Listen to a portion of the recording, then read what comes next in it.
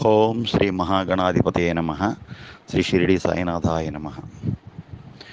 పేరు మార్చుకోవాలంటే ఎలాగా? పేరు మార్చుకోవచ్చా? మార్చుకోకూడదా? ఇది విషయం. అయితే సర్వసాధారణంగా మనకి తల్లిదండ్రులు నామకరణం చేస్తారు.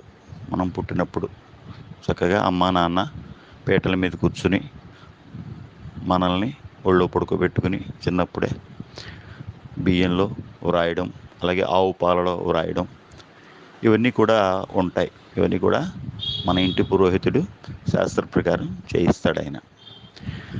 అలా జరిగిన తరువాత ఇంకొకసారి పేరు మార్చుకోవడం అనేది కరెక్ట్ కాదు. ఎందుకంటే ఒకసారి నిర్ణయించబడిన తర్వాత ఇంకొక పేరు మార్చుకోవడం అనేది కుదరదు. కానీ కొన్ని పరిస్థితులలో ఆడపిల్లకి దీన్ని అంగీకరించారు.